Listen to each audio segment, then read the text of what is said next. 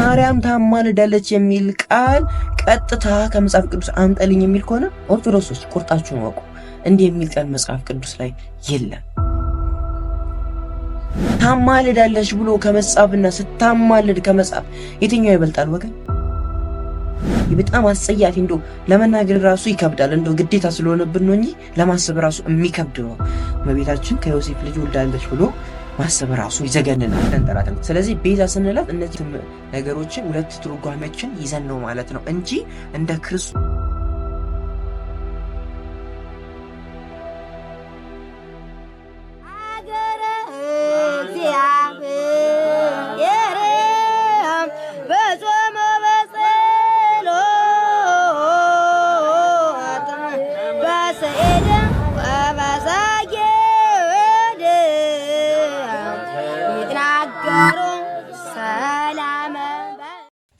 ሰላም እንዴት ናችሁልኝ? እኔ ተወዳጆች እግዚአብሔር ይመስገን እኔ ደህና ነኝ። የክርስቶስ ጸጋና ሰላም ከእኔም ከእናንተም ጋር ይሁን።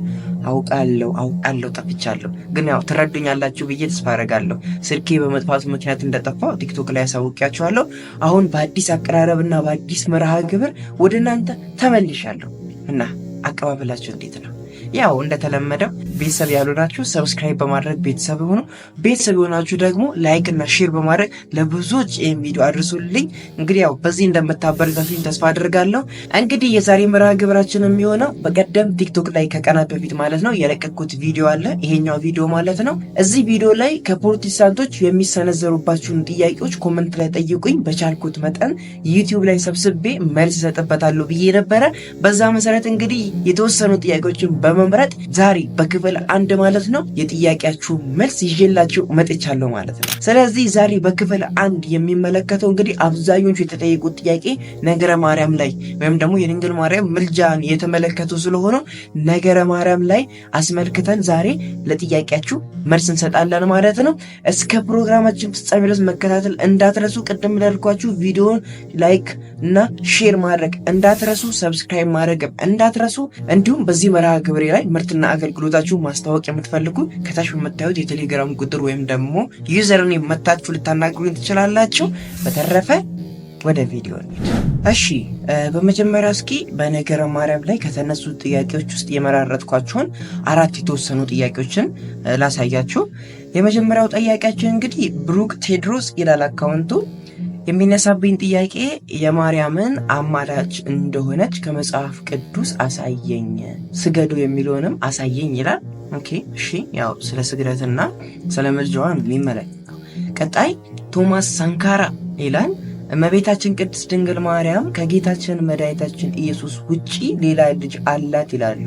የሚሰጡትም ማቴዎስ 13:55 ነው። እሺ ቀጣይ ደግሞ ተኩ አቴንሳታ መሰለኝ አይ ቲንክ ማርያም አማላጅ ናት የሚለውንና የዓለም ቤዛ ናት የሚለውን ከመጽሐፍ ቅዱስ ማስረጃ እፈልጋለሁ ይላል። ያው አይ ቲንክ ኦርቶዶክስም አልመሰለኝም ግን ይሁን። እሺ እንቀጥል። ሶሊያና ቲኤስ ይላል ማርያም በድሮ ጊዜ ሰው ነበረች፣ ስለዚህ እኛ ሰው አናመልክም ብለው ሊያሳምኑኝ ነው፣ ድረሱልኝ ይላል። አይዞሽ ደርሰንልሻል። ስለዚህ እነኛ 4ቱ ጥያቄ መሰረት በማድረግ እያንዳንዱን በዝርዝርና በማስረጃ እንመለከታለን ማለት ነው። ወደ መልሶቹ እንሂድ። እሺ ቅድም እንዳልኳችሁ እንግዲህ አብዛኞቹ ጥያቄዎች የሚመሰረቱት ነገረ ማርያም ላይ ነው። ስለዚህ ዛሬ ሙሉ ትኩረታችን ነገረ ማርያም ላይ ይሆናል ማለት ነው። ስለዚህ የመጀመሪያው ጥያቄ ምንድን ነው የሚለው ማርያም ታማልዳለች የሚል ጥቅስ ከመጽሐፍ ቅዱስ በቀጥታ የተጻፈ አምጣልኝ የሚል ጥያቄ ነው። እንዲሁ ያው አብዛኞቹ መናፍቃን ከአፋቸው የማይጠፋ ጥያቄ ነው እና ብዙ ሰዎችም በውስጥ መስመር የሚጠይቁኝ ይህንኑ ጥያቄ ነው እና ይህንን ከመመለሳችን በፊት ራሱ ዝርዝር አድርገን ለማየት ከስር ከመሰረቱ ማለት ነው ምልጃ ወይም ማማለድ ማለት ምን ማለት እንደሆነ እንመልከተው። ይህን ስንመለከት አጠቃላይ ጄኔራል ትርጉሙንና ከቅዱሳን አንጻር ነው። ስለ ክርስቶስ እዚህ ጋር የምናነሰው ነገር የለም። ክርስቶስ ያማልዳል የሚላለ እያልኩ ሳይሆን ስለ ክርስቶስ የማስታረቅ ስራ ጋር ስለሚያገናኙት ስለሱ የምናነሳው ነገር የለም። ስለ እመቤታችን ብቻ ስለምንናገር ዛሬ ከቅዱሳን አንጻር ያለውን የምልጃ ስራ አንስተን ነው የምናወራው ማለት ነው። ስለዚህ አሁን ማማለድ ወይም ምልጃ ማለት በቁ ሲተረጎም ማስታረቅ፣ ማቅረብ፣ ማስማማት፣ ማስማር፣ የአንድን ሰው ልመና ወይም አቤቱታ ይዞ በሌላ ሰው ፊት ወይም በአምላክ ፊት መቅረብ ማለት ነው። እነኝን ነው የሚይዘው። ስለዚህ የምልጃ ኮንሰፕት ውስጥ 3 አካላቶች አሉ እንደምንረዳው፣ ሁላችን መረዳት እንደምንችለው። እሱም አስማራጭ፣ አማላጅና ተማላጅ በቅደም ተከተል ስንሄድ ማለት ነው። ስለዚህ በእነዚህ ሂደት ውስጥ ወይም ደግሞ በእነዚህ 3 አካላት ውስጥ አማላጅ የሚባለው አካል ከእርቁ መካፈል ሳይሆን የሱ ድርሻ እርቁን ተቀባይ ወይም ደግሞ ተማላጁ አካል እርቁን እንዲፈጽም ማበረታታት፣ መገፋፋት ብቻ ነው።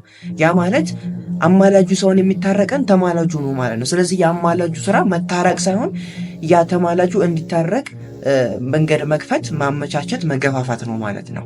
ስለዚህ ይህንን ታዲያ አናነሳውም፣ ግን በከፊሉ ለማየት ይህንን ኮንሰፕት ይዛችሁ ክርስቶስ ያማልዳል ወደሚሉት አይነት ኮንሰፕት ስንመጣ ክርስቶስ ሰውን የሚታረቀን እንግዲህ ያው እሱ አማላጅ ከሆነ ድረስ ክርስቶስ ሰውን የሚታረቀን አብ ነው፣ ሎቱ ስብሐት።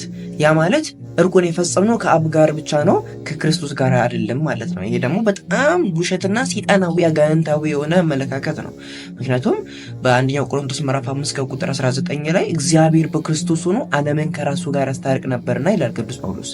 ስለዚህ እግዚአብሔር ብሎ የአንድነት ስሙን የጠራው ውስጥ ክርስቶስ ስለሚካተት ክርስቶስም ታርቆናል ማለት ነው። ስለዚህ ከራሱ ጋር ስላስታረቀ እዚህ ጋር አማላጅ ብለን ስንጠራ እንደ ኮንሰፕቱ ከሄድን ራሱ ክርስቶስ ምልጃ ውስጥ ምን ደግሞ እርቁ ውስጥ አይካተትም ማለት ነው። ይሄ ደግሞ ፎልስ ፈጽሞ ውሸት እንደሆነ ከዚህ ራሱ ማረጋገጥ ይቻላል። ነገር ግን እኛው ኮንሰርን የምናደርገው ከቅዱሳን አንጻር ስለሆነ እኛውም በዚህ እንተውና የምልጃ ኮንሰፕት ይሄ እንደሆነ ከተረዳን ሌላ ማንሳት ያለብን ነጥብ ወይም ጥያቄ ምንድን ነው? ምልጃ የማን ስራ ነው የሚለው ነው። ምልጃ የማን ስራ ነው? ይሄ በጣም ግልጽ የሆነ ጥያቄ ሲሆን መልሱም የፍጡራን ስራ ነው፣ ወይም ደግሞ ፍጡር ብቻ ነው ሊያማልድ የሚችል ምልጃን ሊያቀርብ የሚችለው ፍጡር ብቻ ነው። እንግዲህ ከክርስቶስ ጋር ከእግዚአብሔር ጋር ለመታረቅ ምልጃውን የሚያከናውኑትም ቅዱሳን መላእክትና በእግዚአብሔር ፊት ጸጋን ያገኙት የተወደዱ ሰዎች ናቸው። ያው እነዛው ቅዱሳን፣ ጻድቃን፣ ሰማዕታት የምንላቸው ማለት ነው። መነኮሳት አባቶች፣ እነዚህ በእግዚአብሔር ፊት ግርማ ሞገስን ያገኙት የተከበሩት ሰዎች እነሱ ናቸው። በተጨማሪም ደግሞ ቤተክርስቲያንም አማላጅ ናት። በዚህ አጋጣሚ መጥራት ያለብን ቤተክርስቲያንም አማላጅ ናት። ይህን ስንላችሁ በእንተ ቅድሳት የተሰኘው ቤተክርስቲያናችን የቅዳሴ ክፍል አለ። ይህም ለምሳሌ እውቀትን እርሱን መፍራትንም እግዚአብሔር ይሰጣችሁ ዘንድ ስለ መኳንንትና ስልጣን ስላላቸው እንማልዳለን እያለን የምንጸልየው ጸሎት አለ። ዲያቆን የሚያነባው እሱ በእንተ ቅድሳት የሚባለው እሱኛው የጸሎት ክፍል የምልጃ ክፍል ብለን ቤተክርስቲያን ታማልዳለች ብለን ከምናነሳው ክፍል አንዱ እሱ ነው እና ይህኛው ክፍል እንደውም የተመሰረተው የመጽሐፍ ቅዱስ ክፍል አንደኛ ጢሞቴዎስ ምዕራፍ 2 ከቁጥር 1 ላይ ያለውን ኃይለ ቃል መሰረት ተደርጎ የሚነሳ ነው ማለት ነው። ስለዚህ አሁን ምን አየን? አንደኛ ምልጃ ምን ማለት እንደሆነ አየን። ሁለተኛ የምልጃ ኮንሰፕት 3 አካል እንዳለው አየን። ሶስተኛ ደግሞ ምልጃን ማቅረብ የሚችለው ፍጡር ብቻ እንደሆነ ተረድተናል ማለት ነው። ፈጣሪ መቼም ቢሆን ሊያማልድ አይችልም። ቀጣይ ስለ ምልጃ ይህን ያህል ካለን የቅዱሳን ምልጃ ለምን አስፈለገ ወሳኝ ነጥብ ስለሆነ ይሄን አንስተን ወደ ቀጣዩ ጥያቄ ነው የምናልፈው። ዲያቆን ሄኖክ ኃይሌ በአንድ ስብከታቸው ላይ 4 ምክንያትን አስቀምጠዋል። ከእንደዛ ውስጥ እኔ 3ቱን ምክንያት አንስቼ አልፋለሁ ማለት ነው። የእነሱ ምክንያት በቂ ስለሆነ እነሱ ያነሱትን መልሼ ነው ያነሳለሁ ማለት ነው። ስለዚህ ከ3ቱ ምክንያቶች ውስጥ ማለትም የቅዱሳን ምልጃ ካስፈለገበት 3ቱ ምክንያቶች ውስጥ የመጀመሪያው ምክንያት እኛ ኃጢአተኞች ስለሆንን ነው።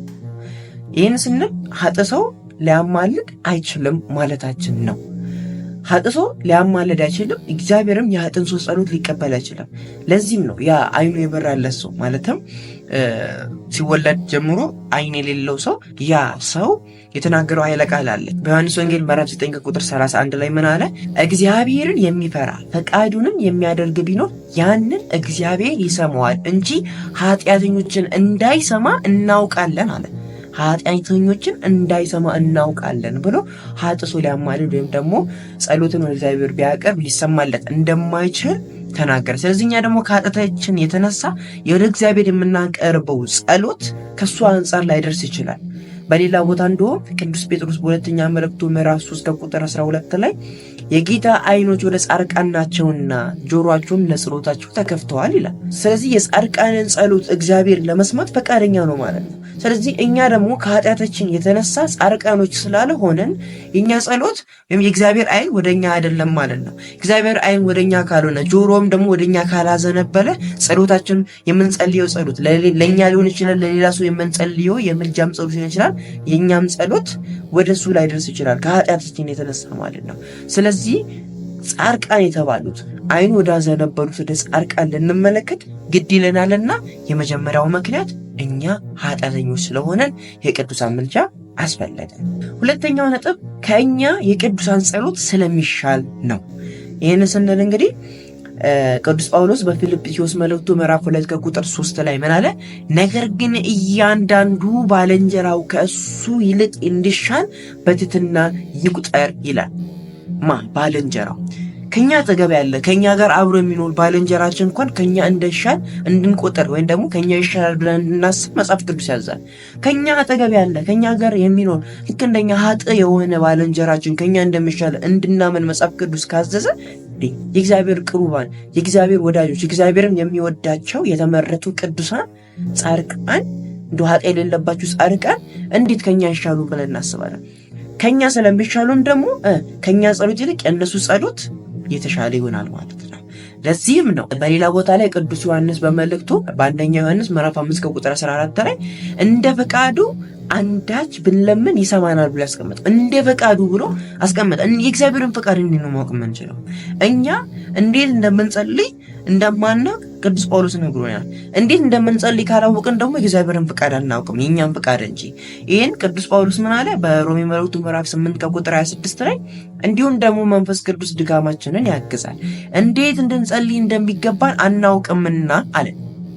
ስለዚህ እንዴት እንደምንጸልይ ካላወቀን ማን ነው የሚያውቅልን? የእግዚአብሔርንስ ፍቃድ ማን የሚያውቀው የሚል ጥያቄ ከጠየቀን ቅዱስ ጳውሎስ በሌላ መልእክቱ በኤፌሶን መልእክቱ ምዕራፍ 1 ከቁጥር 9 ላይ ምን ብሎ ተናገረ? በክርስቶስ ለማድረግ እንደወደደ እንደ ሐሳቡ የፈቃዱ ምስጢር አስታውቆናል ይላል። የፈቃዱ ምስጢር አስታውቆናል ብሎ ለቅዱሳን የእግዚአብሔር ፈቃድ እንደሚገለጥ ካሳወቀን እንደ ፈቃዱ ስለምን ደግሞ እንደሚሰማን ከተናገረ ስለዚህ የቅዱሳን ጸሎት የእግዚአብሔርን ፈቃድ ያወቀ ነው፣ ከኛ ይሻላል የሚል ድምዳሜ ጋር እንደርሳለን። በደንብ እንደገባችሁ ተስፋ አድርጋለሁ። ሶስተኛው መልእክት እንግዲህ የሚሆነው ማለትም ሶስተኛው ነጥብ የቅዱሳን ጻድቃን ጸሎት ያስፈለገበት ምክንያት እግዚአብሔር ራሱ በቅዱሳን መማር ስለሚፈልግ ስለሚሻ ስለሚወድ ነው። እግዚአብሔር በቅዱሳን መለመንን ይወዳል። የቅዱሳንን ጸሎት መቀበል ይወዳል። ይህን ደግሞ እኛ አይደለንም ያልነው፣ መጽሐፍ ቅዱስ ራሱ የተናገረው እግዚአብሔር ራሱ በተግባር ያደረገው ነገር ነው። ይህም ደግሞ በኦሪት ዘፍጥረት ምዕራፍ 20 ላይ ይገኛል። እንግዲህ ሁላችንም የምናውቀው በእግዚአብሔር የተወደደው ጻድቁ አብርሃም ከሚስቱ ሳራ ጋር በሚሰደድበት ቦታ ሁሉ ሚስቱን እንዳይነጥቁት ሲል እህቴ እያለ እንደሚያስተዋውቃት እናውቃለን። በኦሪት ዘፍጥረት ላይ ተጽፎ እናገኛለን። ከዛም የተነሳ ከአንድ ሁለት ነገስታት ሳራን ሊያገቡ እንደፈለጉና እግዚአብሔር እንደከለከላቸው እናውቃለን። ከነዛ የጌራራ ንጉስ የሆነው ንጉስ አቤሜሌክ ሳራን ወስዶ በምሽት ሊገናኛት በፈለገበት ጊዜ እግዚአብሔር ቀስፎት እንደከለከለውና መልሶ ለአብርሃም እንዲሰጥ በነጋታው ማለት ነው ለአብርሃም እንዲሰጥ ካዘዘው በኋላ ከቀሰፈው መቅሰፍት እንዲያድነው እንዲምረው ይህንን ቃል ለአቤሜሌክ ተናግሯል። እግዚአብሔር ራሱ ቃል በቃል ማለት ነው። ምን አለ? በኦሪት ዘፍጥረት ምዕራፍ 20 ከቁጥር 7 ላይ አሁንም የሰውየውን ሚስት መልስ ነብይ ነውና ስለ አንተ ይጸልያል ትድናለህም ማለት። ልብ በል፣ ቀጥታ ቃል በቃል ከንጉሱ ጋር እየተነጋገረ ያለው እግዚአብሔር ነው። እዛው ልመናውና ተማጽኖን ሰምቶ ሊምረው እየቻለ የአብርሃምን ጸሎት የፈለገው ለምንድን ነው ብለን ቀደም እንዳልኳችሁ በቅዱሳን መለመንን ስለሚወድ ነው። ሌላ ምሳሌ እናንሳ። እሱም ጻድቁ ኢዮብን። እንደምታውቁት ኢዮብ በታመመ ጊዜ ብዙ ሰዎች ይመጡና ይሳለቁበት ነበረ። ከነዛ ውስጥ የድሮ ወዳጆቹ መጥተው ሲሳለቁበትና ተሳልቆበት ከሄዱ በኋላ እግዚአብሔር በመንገድ ላይ ይዟቸው ከገሰጻቸው በኋላ እንዲምራቸው ይህንን ትእዛዝ ሰጥቷቸዋል። ምን አለ? በመጽሐፍ ኢዮብ ምዕራፍ 42 ከቁጥር 8 ላይ አሁን እንግዲህ 7 ወይፈኖችና 7 አውራ በጎች ይዛችሁ ወደ ባሪያዬ ወደ ኢዮብ ዘንድ ሂዱ፣ የሚቃጠለንም መስዋዕት ስለ ራሳችሁ አሳርጉ፣ ባሪያዬም ኢዮብ ስለ እናንተ ይጸልያል፣ እኔም እንደ ስንፍናችሁ እንዳላደርግባችሁ ፊቱን እቀበላለሁ፣ እንደ ባሪያዬ ኢዮብ ቅን ነገር ስለ እኔ አልተናገራችሁምና። ብሎ ተናገረ። አሁን ሁለት ነገር ከዚህ መረዳት እንችላለን። አንደኛ ያነሳሁትን ነጥብ ማለትም እግዚአብሔር በቅዱሳን መለመን መማለድ እንደሚወድ፣ ሁለተኛ ደግሞ ጻድቃኖቹን ስንሳደብ እግዚአብሔር እንደማይወድ፣ እርቅም ደግሞ ሊፈጽም መልሶ የነሱን ፍቃድ የነሱን ልመና እነሱን ሄደ ይቅርታ እንድንጠይቅ እንደሚፈልግ እዚህ ጋር መረዳት ይችላል። ስለዚህ በእነዚህ ሶስት ምክንያቶች እና በሌሎች በብዙ ምክንያቶች አሁን እነዚህ ዋና ዋና ቢሆኑም ማለት ነው የቅዱሳን ጻድቃን ምልጃ ለኛ አስፈላጊ ሆኖ ይታያል ማለት ነው። ቤተክርስቲያን በዚህ ምክንያት የጻድቃንን ምልጃ ትቀበላለች ማለት ነው። ስለዚህ አሁን የቅዱሳን ምልጃ ለምን አስፈለገ ብለን ይህን ያህል ምክንያቶችን ካነሳን እና ቅዱሳን እንደሚያማልዱ ከመሰከረን ይህን ወደ እመቤታችን ስናመጣ ኦፍኮርስ በሙሉ ልብ ሆነን ልመልስ የምንችለው እመቤታችንም ታማልዳለች። ምክንያቱም ክብሯ ከቅዱሳን የበለጠ ቅድስት ስለሆነች፣ በቀኙ የምትቀመጥ ንግስት ስለሆነች እንዲህ የቅዱሳንን ጸሎት ያን ያህል ከሰማ በቅዱሳን መለመንን ይህን ያህል የሚወድ ከሆነ ለወለደችው እናትስ ምን ያህል ፍቅር ይኖረዋል? ምን ያህል ጸሎቷን መስማት ይፈልጋል? ምን ያህል ጸሎቷን ይሰማል? የሚለውን ነገር መገመት አይከብድም። ስለዚህ ኦፍኮርስ ድንግል ማርያም እንደ ቅዱሳኖቹ ታማልዳለች፣ ምክንያቱም ከሁሉም የበለጠች ቅድስት ስለሆነች።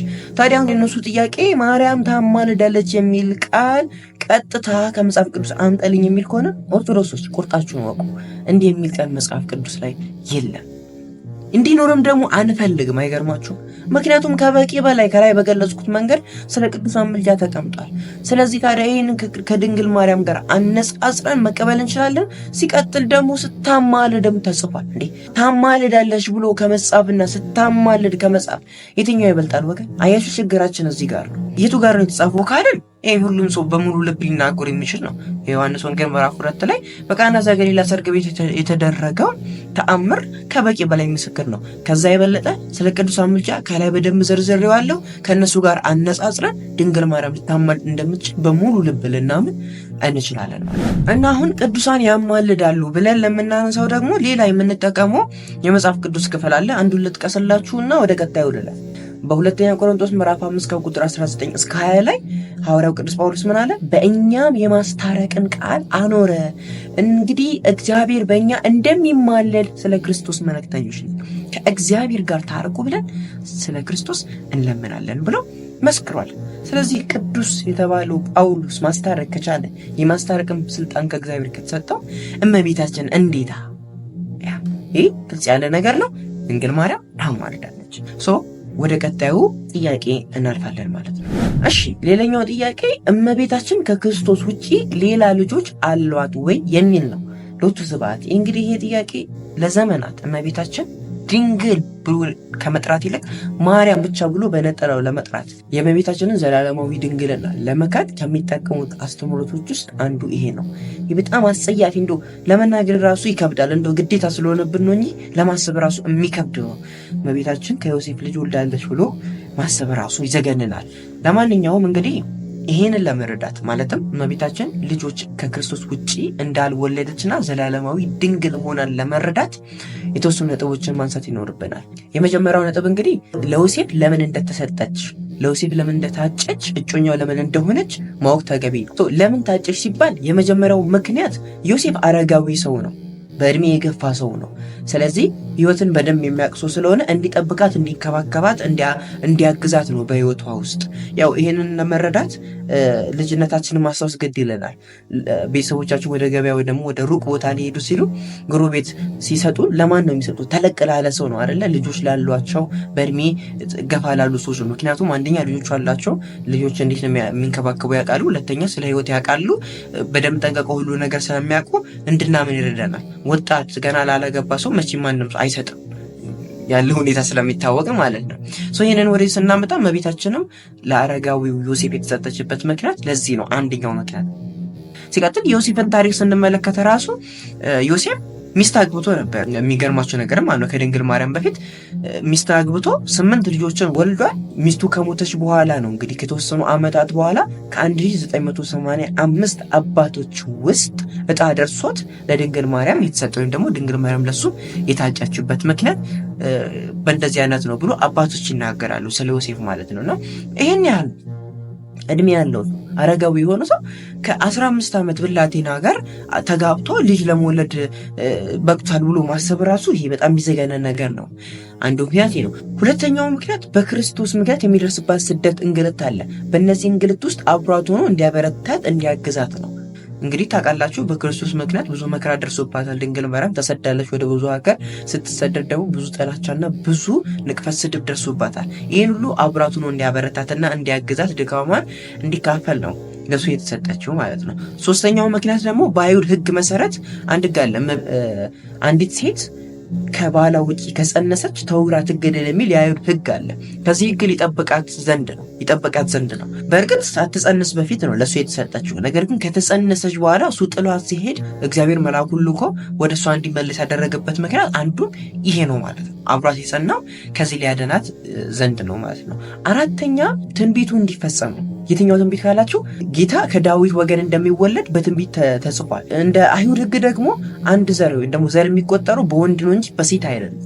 ስለዚህ ዮሴፍ ደግሞ ከዳዊት ዘር ስለሆነ እሷን ማግባቱ ክርስቶስ ከዳዊት ዘር ተወልዷል ብሎ እንዲቆጠር ምክንያት ይሆናል። ምንም እንኳን ያለ ወንድ ዘር ከድንግል ማርያም ይወልድም ጌታችን ዘሩ እንዲቆጠር ግን ድንግል ማርያም ለዮሴፍ መታጨቷ አስፈላጊ ነበርና ለዚህ ምክንያት ለዮሴፍ ታጨች። ስለዚህ በእነዚህ አራትና በሌሎች ምክንያቶች ነው ለዮሴፍ የታጨችው እንጂ አግብቷት ልጅ ወሳ እንዲወልድ አይደል። ሎቱ ስብሐት ላቲ ስብሐት። ይህንን ካየን ታዲያ ቀጣይ ማየት ያለብን ነገር ይህንን ስናነሳላቸው አያይዞ የሚያነሱት ጥቅስ አለ። የማቴዎስ ወንጌል ምዕራፍ 1 ከቁጥር 25 ላይ ምን ይላል? የበኩር ልጇን እስክትወልድ ድረስ አላወቃትም የሚለው እንግዲህ በተደጋጋሚ የምንሰማው ጥቅስ ነው ከነሱ። ይህንን ለመረዳት እያንዳንዱ እዚህ ጥቅስ ውስጥ ያሉትን ቃላቶች በዝርዝር መመልከት ይኖርብናል። የመጀመሪያው የበኩር ልጅ የሚለው ቃል የበኩር ልጅ ማለት ምን ማለት ነው ስንል ኦፍኮርስ ሁላችንም እንደምናውቀው የመጀመሪያ ቀዳሚ ከሁሉም በፊት የተወለደ ልጅ ማለት ነው። እናም የበኩር ልጅ ስንል ሁለት ነገር ነው ኮንሲደር ማድረግ ያለበት። አንደኛ የበኩር ልጅ ሆኖ ከሱ ሌላ ወይም ደግሞ ከሱ በኋላ ሌላ ልጅ ላይወለድ ይችላል። እሱ ብቻ የመጀመሪያም የመጨረሻም ሊሆን ይችላል። ቀዳሚ ግን ተከታይ የሌለው ማለት ነው። ለዚህ ምስክር እንደውም ቆላስይስ መልእክት ምዕራፍ 1 ከቁጥር 15-16 ላይ በሰማይና በምድር ያሉት ሁሉ በእርሱ ተፈጥረዋልና ካለ በኋላ ከፍጥረት ሁሉ በፊት በኩር ነው ብሎ ስለ ክርስቶስ ይናገራል። እንግዲህ በኩር ነው ማለት ከዛ በኋላ የተፈጠረ ፍጡር ክርስቶስን የመሰለ አለ ማለት ነው። ሎቱ ስብሐት የለም። ቀዳሚ ተከታይ የሌለው ብቸኛው የአብ ልጅ ክርስቶስ እንደሆነ እናውቃለን። በኩር እሱ እንደሆነ እናውቃለን። ስለዚህ በኩር ሲባል ተከታይ የሌለው ቀዳሚ የሆነ ማለት ነውና ሁለተኛው ደግሞ ከሱ በኋላ ልጆች እንደተወለዱ ነው። እዚህኛው ቃል ላይ ያለው የበኩር ልጅ ግን ተከታይ የሌለው ቀዳሚም የሌለው የመጀመሪያ ብቸኛው ልጅ ነው። ይህንን ልናውቅ የምንችልበት ያው የእመቤታችን ዘላለማዊ ድንግልና ነው። እሱን እንመጣበታለን። ሌላው ደግሞ እስከ የሚለው ትርጉም ብዙ አባቶች እዚህ ጋር ብዙ ማብራሪያ ሰጥተውታል። እኔም ከዛ የተለየ የምሰጠው ማብራሪያ የለም። እስከ የሚለው ቃል በዚህኛው ቃል ውስጥ የሚፈታበት የራሱ አውድ አለው። እንግዲህ ሁለት አውድ እንዳለው አባቶች ይናገራሉ። እስከ የሚል ቃል ማለት ነው በመጽሐፍ ቅዱስ አንደኛ ፍጻሜ ያለው እስከ፣ ሁለተኛ ፍጻሜ የሌለው እስከ። ፍጻሜ ያለው እስከ የሚባለው እስከ ተባለበት ድርጊቱ ተፈጽሞ ከዛ በኋላ የሌለ ወይም ደግሞ እስከ ተባለበት ድረስ ድርጊቱ ሳይፈጸም ከዛ በኋላ ደግሞ መፈጸሙን የጀመረ አይነት ሲሆን፣ ሁለተኛው ፍጻሜ የሌለው እስከሚባለው ደግሞ እስከሚባለው ከተባለም በኋላ ተመሳሳይ ሆኖ ቀጣይነት ያለው ድርጊት ያለው ማለት ነው። ስለዚህ ይሄኛው ቃል ላይ ያለው እስከ ደግሞ ፍጻሜ የሌለው እስከ ነው። ፍጻሜ የሌለው እስከ ስንል ምሳሌ ልንሰጥ የምንችለው ለምሳሌ ሁለተኛ ሳሙኤል ምዕራፍ 6 ከቁጥር 23 ላይ የሳኦል ልጅ ሚልኮል እስከ ሞተችበት ቀን ድረስ ልጅ አልወለደችም ይላል። ያ ማለት ከሞተች በኋላ ወለደች ማለት ነው አይደለም። ሮሜ ምዕራፍ 5 ከቁጥር 14 ላይ ከአዳም ጀምሮ እስከ ሙሴ ድረስ ሞት ነገሰ ይላል። ስለዚህ ከሙሴ በኋላ ሞት አልነገሰም ማለት ነው አይደለም። ስለዚህ እስከ የሚባለው ፍጻሜ የሌለው እስከ እንደሆነ እዚህ ጋር የተጠቀምነው ልክ እንደዛ ሁሉ የበኩር ልጇን እስክትወልድ ድረስ የሚለው ጋርም ያለው እስከ ፍጻሜ የሌለው እስከ መሆኑን ልንረዳ እንችላለን። እንዴት? ምን ማረጋገጫ አለ ፍጻሜ ያለው እስከ ስላለመሆኑ ካልን የእመቤታችንን ዘላለማዊ ድንግልና ቀደም እንዳልኳችሁ መሰረት አድርገን ነው። ይህን ደግሞ ገና ልጅ ከመውለዷ በፊት ሕዝቅኤል በትንቢቱ የተናገረ ነው። ትንቢት ሕዝቅኤል ምዕራፍ 44 ከቁጥር 1-2 ላይ ወደ ምስራቅም ወደሚመለከተው በስተውጭ ወዳለው ወደ መቅደሱ በር አመጣኝ። ተዘግቶም ነበረ። እግዚአብሔር ይህ በር ተዘግቶ ይኖራል እንጂ አይከፈትም፣ ሰውም አይገባበትም። የእስራኤል አምላክ እግዚአብሔር ገብቶባታልና ተዘግቶ ይኖራል ብሎ ይናገራል። እንግዲህ ትንቢት ስለምን ተነገረ ብለን ብንጠይቅ ኦፍኮርስ በኢየሩሳሌም በምስራቅ በኩል ሰው ገብቶ ያልወጣበት እግዚአብሔር ገብቶ ለዘላለም የዘጋት ቤተ መቅደስ የለችም። ኦፍኮርስ የተናገረው ስለ ድንግል ማርያም እንደሆነና ማንም ከዛ በኋላ ከዛ ማፀን ገብቶ እንዳልወጣ እና ዘላለማዊ ድንግል እንደሆነች ይመሰክራል። ስለዚህ ይሄኛው እስከ ላይ የምንጠቀመው ያንን ነው። በዚህ መልኩ መረዳት አለባቸው። ሌላው እዚህ ላይ የሚያነሱት ጥቅሶች አሉ። አያይዙ ማለት አልወለደችም ከተባለ ይሄ ጥቅስ ስለምንድን ነው የሚያወራው ብሎ የሚያነሱት ነገር አለ። ጠያቂያችንም ያነሳችው ጥቅስ ይሄ ነው። የማቴዎስ ወንጌል ምዕራፍ 13 ከቁጥር 55 እስከ 56 ያለው። ሌሎችም አሉ። ማቴዎስ 12:46፣ ዮሐንስ 2:12፣ ዮሐንስ 7:3 እስከ 5፣ ሐዋርያት 1 እስከ 14፣ ገላትያ 1 እስከ 19 እነዚህ ሁሉ የሚያወሩት ወንድሞችና ክርስቶስና ወንድሞቹ የማርያም ልጆች አይነት ነገር የሚያነሱ ናቸው። ይህንን ተገና አድርገው እነዛ ወንድሞች የተባሉት ድንግል ማርያም ከክርስቶስ በኋላ የወለደችው ልጆች ናቸው ብለው ሎቱ ስብሐት ያነሳሉ። ነገር ግን እንደዛ እንዳልሆነና ይሄ ሌላ ትርጓሜ እንዳለው አባቶች ይናገራሉ እና ካነሱት ውስጥ ጠያቂያችን ያነሳችው እኛም የምንመሰረትበት የማቴዎስ ወንጌል ምዕራፍ 13 ከቁጥር 55 እስከ 56 ላይ ያለው ነው። ምን ይላል? ይህ የጸራቢ ልጅ አይደለምን? እናቱስ ማርያም ትባል የለምን? ወንድሞቹስ ያዕቆብና ዮሳ ስምዖንም ይሁዳም አይደሉምን? እህቶቹስ ሁሉ በእኛ ዘንድ ያሉ አይደሉምን? እንኪያስ ይህን ሁሉ ከወዴት አገኘው ብሎ ተሰናከሉበትም ይላል እና ይህንን ወንጌላዊ ሲጽፍ የሚጽፈው እንግዲህ ያው መጽሐፍ ቅዱስ ላይ ሲጻፍ አይሁዶች የተናገሩትም ክፉ ሰይጣን የተናገረው እያለ የሁሉንም ንግግርና ሐሳብ ጽፏል። ስለዚህ ይሄ የነዛ ሰዎች ንግግርና ሐሳብ ነው እንጂ ትክክለኛ ነገር አይደለም። አንደኛ ማየት አለብን። ሁለተኛ ደግሞ የነዛ ሰው ሐሳብ ደግሞ የተሰናከሉበት ሐሳብና ትክክል እንዳልሆነ ደግሞ እዛችሁ ጋር ተሰናከሉበት ብሎ ይናገራል። እንደው ማስረጃ ስጠን ካለው ይህ የጸራቢው ልጅ አይደለም ምን ብሎ ነው የጀመሩት? ክርስቶስ የጸራቢው ልጅ ነው እንዴ? የጸራቢው ዮሴፍ ልጅ ነው አይደለም ማለት ነው። ያለባት የተወለደ የድንግል ማርያም ልጅ ነው። ስለዚህ አንድ ከዛ መሰናከላቸው ከዛ ይጀምራል። ሲቀጥል ደግሞ ክርስቶስ ራሱ ቀጥሎ ምን አለ? ነብይ በገዛ ሀገሩ አይወደድም ብሎ ገሰጻቸውና በዛ ብዙ ተአምር ሳያደርግ ሄደ ይላል። ታዲያ የተናገሩት ነገር ትክክል ከሆነ ለምን ክርስቶስ ይሄንን መናገር አስፈልገው? ወንጌላዊም ሲጽፍ ለምን ተሰናከሉበት አለ? ይሄ የነሱ አስተሳሰብ እንጂ እውነታው አይደለም። ገባች? ሰዎቹ ውስጣቸው ያለ ሐሳብ ነው ማለት ነው። ይሄንን በዚህ ስንዘጋባቸው ደግሞ አያይዘው ምን ይላሉ? እንደዛ ካላችሁ ታዲያ በማቴዎስ ወንጌል ምዕራፍ 27 ከቁጥር 55 እስከ 56 ላይ ኢየሱስን እያገለገሉ ከገሊላ የተከተሉት ብዙ ሴቶች በሩቅ ሆነው ሲመለከቱ በዚያ ነበሩ። ከእነርሱ መግደላዊት ማርያምና የያዕቆብ የዮሳ እናት ማርያም የዘብዴዎስም የልጆቹ እናት ነበሩ ይላል። ታዲያ እዚህ ጋር የተናገራት የገለጻት ማርያም ደግሞ የያዕቆብና የዮሳ እናት ማርያም ያላት እመቤታችን ቅድስት ድንግል ማርያም ናት ብሎ ሎቱ ስብሐት ያነሳሉ። ነገር ግን እንደው በወጎ ቢያነቡት እኮ ዮሐንስ በሌላ ቦታ ይህንን ተናግሯል። ምን ይላል? በዮሐንስ ወንጌል ምዕራፍ 19 ቁጥር 25 ላይ ምን አለ?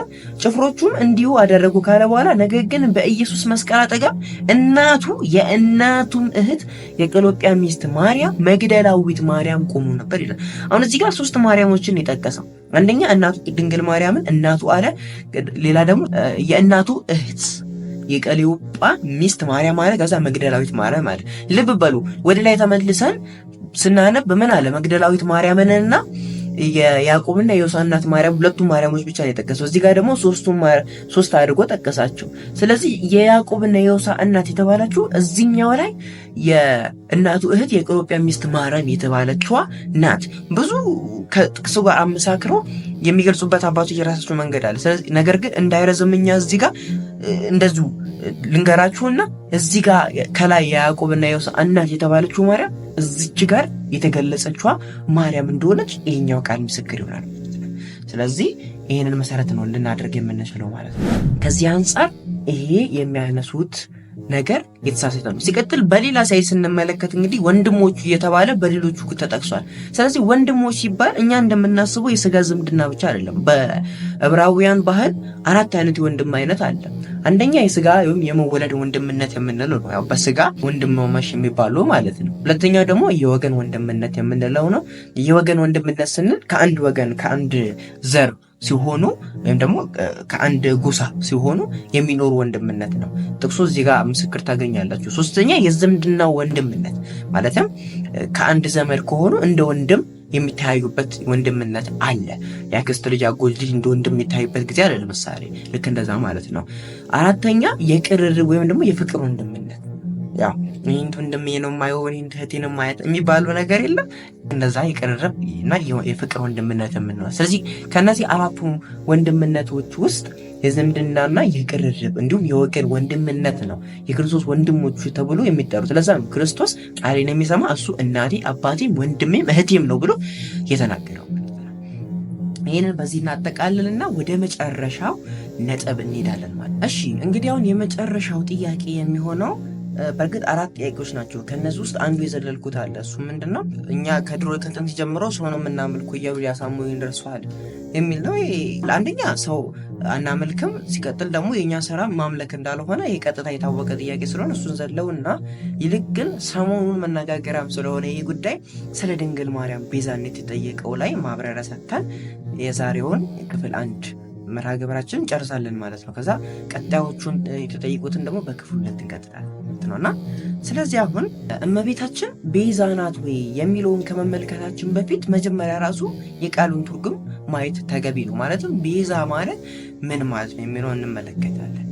ቤዛ የሚለው ቃል ቤዘወ ከሚለው የግዕዝ ግስ የተገኘ ሲሆን በቁሙ ሲተረጎም ዋጋ፣ ካሳ፣ ለውጥ፣ ምትክ፣ ኃላፊ፣ ዋቢ፣ ዋስ፣ መድህን፣ ተያዥ፣ ጥላ፣ ጋሻ ማለት ነው። እንግዲህ ይህን ሁሉ ትርጉም የያዘ ነው። በደቂቅ አገባብ ስንፈታው ደግሞ ቤዛ የሚለው ቃል ስለ ፈንታ ምክንያት የሚሆን ተብሎ የሚተረጎማል እና ቤዛ ይህ ሁሉ ትርጉም ካለው እነዚህ ውስጥ ድንግል ማርያም ቤዛ ናት ስንል የምንሰጣት ትርጓሜ የቱ ነው ማለት ነው? ምትክና ምክንያት የሚለውን ነው ማለት ነው። ማለትም ምትክ ስንል የቀድሞዋን ሔዋን የተካችልን ዳግማዊት ሔዋን ስንላት ሲሆን ምክንያት ስንል ደግሞ ከባርነት የወጣንባት ድነት ያገኘንባት የመዳን ምክንያት ምክንያተ ድህነት ስንላት ምክንያት ብለን እንጠራታለን። ስለዚህ ቤዛ ስንላት እነዚህ ሁለት ነገሮችን ሁለት ትርጓሜዎችን ይዘን ነው ማለት ነው እንጂ እንደ ክርስቶስ ካሳ፣ ዋጋ ወይም ደግሞ ዋቢ፣ መድህን፣ ተያዥ ሆናልን አይደለም። ይህ ሁሉ የሚሰጠው ለክርስቶስ ቤዛነት ነው። ክርስቶስ እንግዲህ ካሳ ከፍሎልናል፣ ዋጋ ከፍሎልናል፣ መድህን ሆኖናል፣ ተያዥ ሆኖናል፣ ዋስም ሆኖናል ለኛ ማለት ነው። ለታሰርነው ዋስ ሆኖ አስፈትቶናል። ስለዚህ ይህ ሁሉ የሚሰጠው ለክርስቶስ ነው። የክርስቶስ ቤዛነት ከየትኛውም ጋር ሊወዳደር አይችልም። የክርስቶስ ቤዛነት ፍጡር ሊያደርጉ የሚችለው ቤዛነት አይደለም። ይህንን ማንም አልካደም። ነገር ግን ይህን ስንል የድንግል ማርያምን ቤዛነት ግን ልንክድ አንችልበትም ማለት ነው። ድንግል ማርያም ኦፍኮርስ ከክርስቶስ ቤዛነት በታች ለእኛ የመዳን ምክንያት መሆኗና ለዳግማዊት የሔዋን ምትክ ስለሆነች ክርስቶስን ወልዳ ስለሰጠችን ብቻ ራሱ ቤዛዊት ዓለም እንላታለን። ስለዚህ ከዚህ አንጻር ነው ቤዛ የምትባለው። አጠር ያለች ማብራሪያ በዚሁ አሰተን ማለፍ እንችላለን። መጨረሻ ላይ የምናነሳው እንኳን እናታችን ቅድስት ድንግል ማርያም በመጽሐፍ ቅዱስ ሙሴ ራሱ ቤዛ ተብሏል። የሐዋርያት ሥራ ምዕራፍ 7 ቁጥር 35 ላይ የምንመለከተው ነው ማለት ነው። ስለዚህ አሁን ለማጠቃለያ ያክል ሙሴ ምክንያት ሆኖ ነፃ ያወጣቸው ለጥቂት ነገዶች ወይም ደግሞ ለሕዝበ እስራኤል ብቻ ስለሆነ ቤዛ ብቻ ተብሏል። እመቤታችን ቅድስት ድንግል ማርያም ግን ምክንያተ ድህነት ሆና ነፃ ያወጣችን ዓለምን በሙሉ ነው። ምክንያቱም ያው የወለደችው ዓለም በሙሉ ያዳነ ልጅ ክርስቶስን ስለሆነ ስለዚህ ቤዛዊት ዓለም ትባላለች። የዓለም ሁሉ የመዳን ምክንያት ትባላለች ማለት ነው። ከዚህ አንጻር እንመለከተው ይገባል። እንግዲህ የዛሬ ማብራሪያችን ይሄንን ይመስል ነበረ። ስለዚህ ቤተሰቦች እንደተመለከታችሁት የዛሬ መርሃ ግብራችን ይሄንን ይመስል ነበረ። እንዳላስረዘምኩባችሁ፣ እንዳላንዛዛሁባችሁ፣ እንዳልጠጠረባችሁም ተስፋ አደርጋለሁ። እንግዲህ ለጥያቄዎቻችሁ በቂ ምላሽና በቂ ማስረጃ እንዳገኛችሁ ተስፋ አደርጋለሁ። ይሄ መርሃ ግብር እንዲቀጥል ቪዲዮን ላይክ እና ሼር፣ ቻናሉን ደግሞ ሰብስክራይብ ማድረግ እንዳትረሱ። ይሄ ለእኔ ትልቅ ማበረታቻ ነውና እንዲሁም ደግሞ ቲክቶክ ላይ ቪዲዮ መስራት ስለማላቁም እዛ ላይ ጥያቄያችሁን መጠየቅ አታውቁም። እኔም መመለሴን አላቆሙም። በቻልኩት መጠን እስካሁን አብራችሁን ስለቆያችሁ አመሰግናለሁ። በቀጣይ ክፍል መልሶች እስከምንገናኝ ድረስ ቸር እንሰንብት።